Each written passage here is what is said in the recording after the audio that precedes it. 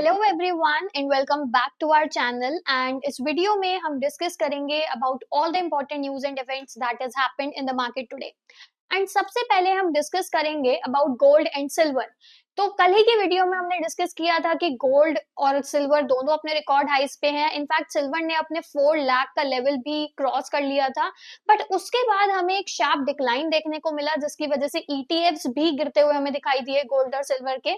तो उसके बारे में हम डिटेल में डिस्कस करेंगे। Secondly we will be discussing about the Q3 results of Swiggy, जिसकी वजह से आज स्विगी में एक डिक्लाइन भी हमें देखने को मिला। सिमिलरली हम वेदांता के रिजल्ट्स की बात करेंगे Q3 के, एंड वेदांता में भी एक नेगेटिव डिक्लाइन स्टॉक में देखने को मिला। Then will be talking about south Indian Bank, and South Indian Bank में एक काफी बड़ा मेजर 18% तक स्टॉक क्रैश हुआ इंट्राडे में। बल्कि Q3 फंडामेंटल स्टेबल ही थे, बट ये लीडरशिप चेंज की वजह से हुआ, तो हम उसके बारे में डिस्कस करेंगे। And lastly we'll be talking about कि वोडाफोन आइडिया में ऐसा क्या हुआ कि उसके शेयर्स 11-12% तक बढ़ते हुए हमें दिखाई दिए।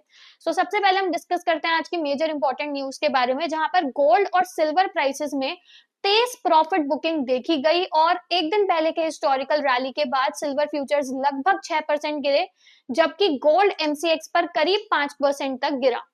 अब इस सेल ऑफ का जो इम्पैक्ट था वो ईटीएफ्स पर भी पड़ा, जहां पर गोल्ड और सिल्वर ईटीएफ्स अर्ली ट्रेड में 14% तक क्रैश हो गए। एंड ओवरऑल मार्केट में देखें तो सिल्वर 6% तक गिरे। एक दिन पहले ही ऑल टाइम हाई टच किया था, 4,20,000 अप्रोक्सीमेटली पर किलोग्राम टच किया था। एंड गोल्ड एमसीएक्स पर 4.8% गिरकर 1,75,100 पर 10 ग्राम्स है। एंड थर्सडे को इसने अपना लाइफ टाइम हाई टच किया था eight approximately 1,93,000।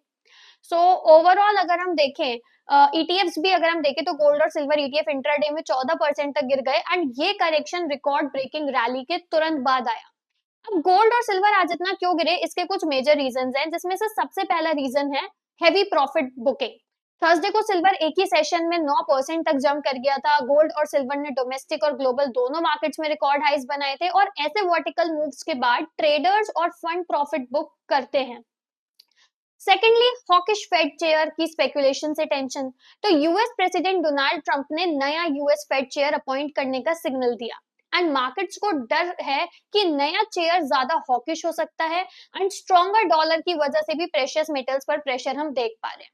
Similarly safe haven europaea अब ठंडी हो गई है, क्योंकि रैली को सपोर्ट नहीं मिला। पहले सपोर्ट था ईरान टेंशंस, वीक करेंसी और रिस्क ऑफ सेंटिमेंट से, और जैसे ही इमीडिएट फियर कम हुआ, शॉर्ट टर्म मनी एग्जिट हो गई। फिर स्पेकुलेशन की वजह से भी पोजीशंस अनवाइंड हुई। लेवरेज ट्रेडर्स ने अपनी पोजीशंस को स्क्वायर ऑफ करना शुरू कर दिया, एंड ईटीएफ सेलिंग ने डाउनसाइड मूव को और तेज किया। ग्लोबल मार्केट्स की अगर मैं बात करूं तो थर्सडे को जो ग्लोबल मार्केट्स थे, इंटरनेशनल गोल्ड $5,595 पर आउंस पे था अपने रिकॉर्ड हाई पे। सिल्वर भी $120.45 पर आउंस पे था अपने ऑल टाइम हाई पे। इन्वेस्टर्स के लिए इस चीज का यही मतलब है कि शॉर्ट टर्म में भले ही करेक्शन बहुत बड़ी आई हो, बट अभी भी ट्रेंड काफी स्ट्रॉन्ग है। गोल्ड को अगर हम देखें तो जनवरी से अब तक 30% तक बढ़ गया है, एंड सिल्वर 60% से भी ज्यादा। लेकिन वोलेटिलिटी तो हाई रहने वाली है। कमोडिटीज में जब भी रैली स्पेकुलेटिव होती है तो करेक्शंस भी उतनी तेज आती हैं, ये क्लियरली आज हम देख चुके हैं। अगर कोई लॉन्ग टर्म इन्वेस्टर है तो उसे मेजर चीजों पर ध्यान रखना चाहिए, जैसे यूएस फेड का पॉलिसी डायरेक्शन कहाँ आएगा, डॉलर मूवमेंट कैसा होगा, जियोपॉलिटिकल रिस्क के बारे में देखना चाहिए, एंड फिजिकल डिमांड ट्रेंड्स क्या हैं। क्योंकि हमने देखा था कि हाई प्राइस के कारण 2025 में भी इंडिया की गोल्ड डिमांड 11% गिरी थी। तो ओवरऑल ये सारे सिनेरियोस को हमें अपने माइंड में रखना चाहिए if we are planning to be a long term investor in these precious metals. Secondly हम बात करेंगे स्विगी के रिजल्ट्स के बारे में।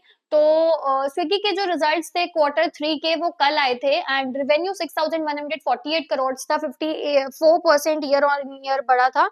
एंड कंसोलिडेटेड नेट लॉस जो है वो 1,065 करोड़ का था, जो कि Q3 FY25 यानी कि same quarter of the previous year में 799 करोड़ था।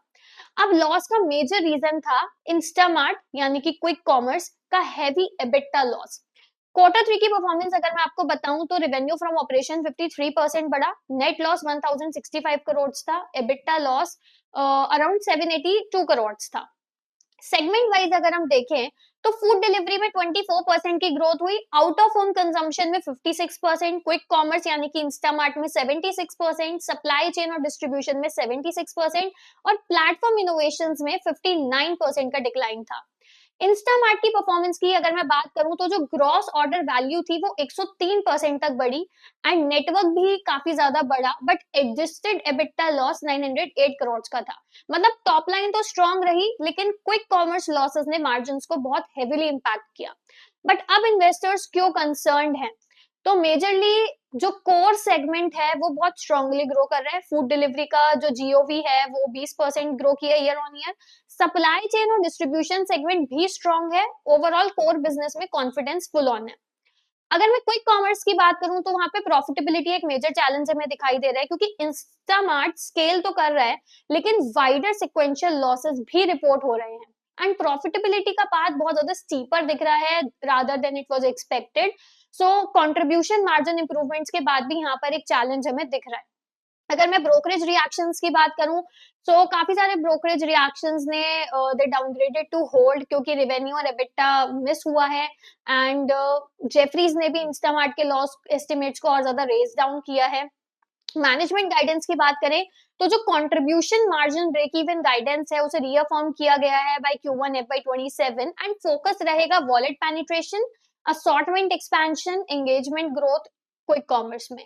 मार्केट रिएक्शन की अगर मैं बात करूं तो शेयर्स अराउंड 6% से भी ज्यादा आज गिरे एंड ईयर टू डेट में स्टॉक 20% से भी ज्यादा गिर चुका है, which is raising more investor concern. And now we can talk about the Q3 results of Vedanta. So Vedanta के शेयर्स भी आज 8% तक गिरे थे after 6 session winning streak and ये drop global metal prices weak होने की वजह से भी हुआ है, साथ ही में प्रॉफिट बुकिंग की वजह से भी, और क्योंकि मेटल सेक्टर का बहुत डाउनटर्न आज हमने देखा। ओवरऑल अगर हम फाइनेंशियल्स की बात करें तो जो Q3 के नंबर्स हैं, नेट प्रॉफिट 61% बढ़ा है, रेवेन्यू 37% बढ़ा है। In fact highest ever EBITDA company ने रिपोर्ट किया है 15,171 करोड़ का।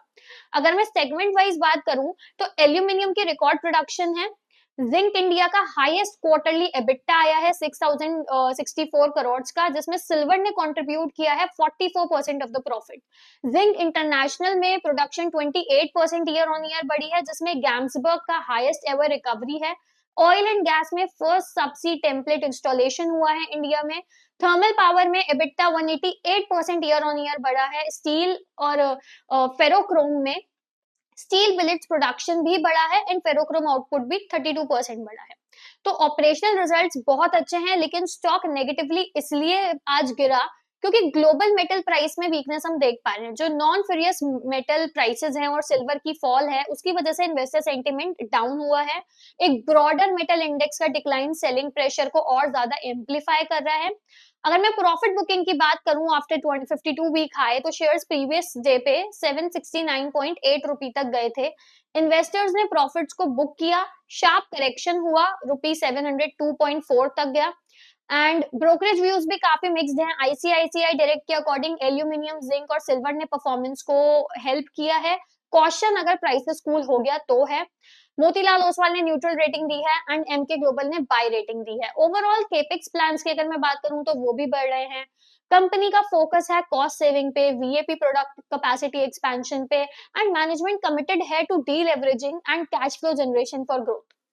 ओवरऑल Q3 के रिजल्ट्स में अर्निंग्स काफी अच्छी हैं, ऑपरेशनल एग्जीक्यूशन हाईलाइट हुई है। जो फोकस है वो लॉन्ग टर्म फंडामेंटल्स पे, क्योंकि आगे आने वाले टाइम पे कैपेसिटी एक्सपैंड होगी, deleveraging is in progress and sustainable value creation potential भी कंपनी में है।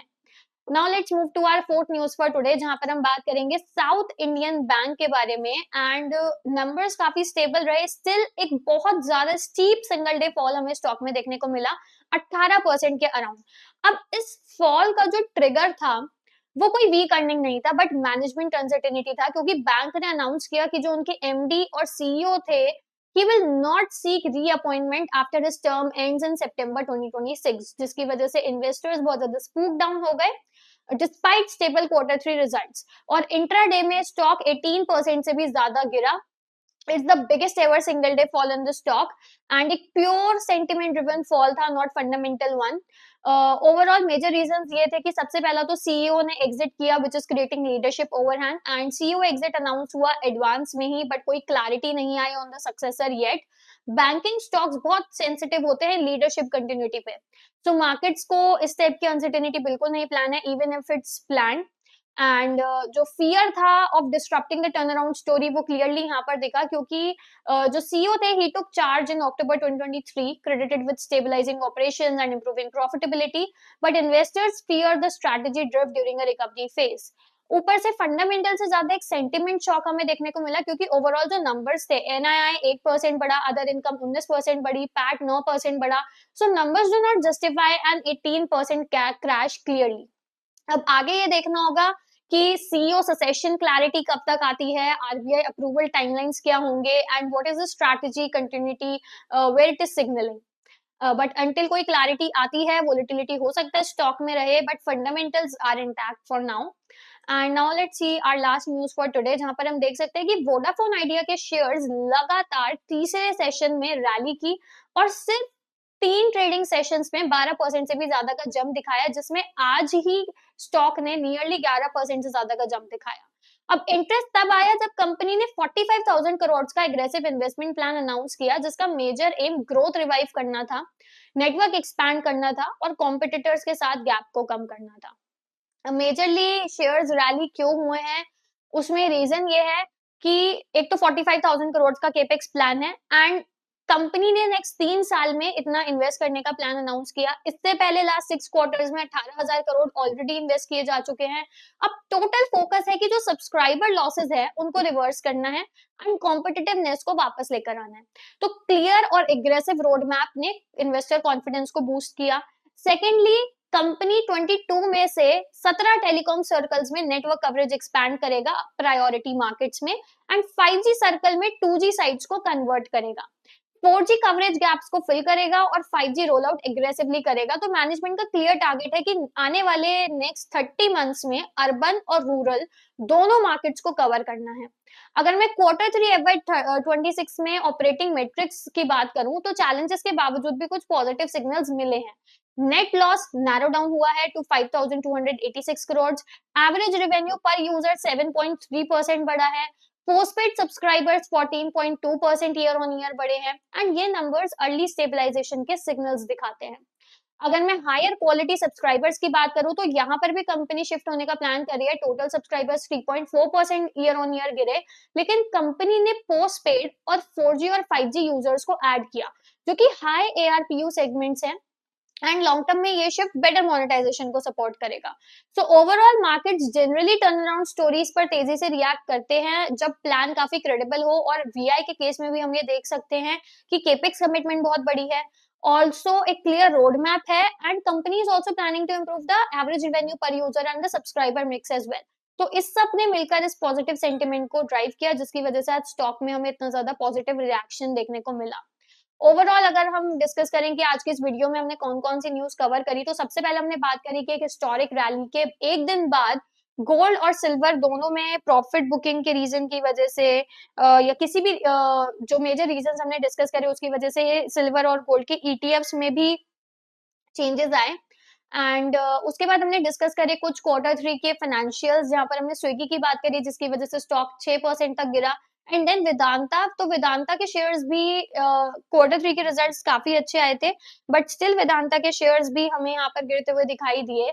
तो मेजर रीजन इसका यही था कि मेटल मार्केट में जो इतना ज्यादा वोलेटिलिटी था उसकी वजह से मेजर मूव आया है। And then we talked about south Indian Bank, तो यहाँ पर भी रिजल्ट्स अच्छे थे, बट स्टिल एक सेंटिमेंट शॉक हमें देखने को मिला क्योंकि मैनेजमेंट चेंज हुआ। And lastly we talked about Vodafone Idea, क्यों आज 11 से 12% बढ़ा, एंड वी डिस्कस कि क्या एक प्लान था कंपनी की तरफ से जो अनाउंस किया गया, जिसकी वजह से एक पॉजिटिव मोमेंटम हमने स्टॉक में देखा। So overall, that's for today's market wrap. And if you found this breakdown informative and useful, do not forget to like, share, and subscribe to our channel. Also, I'll see you in the next video with more updates.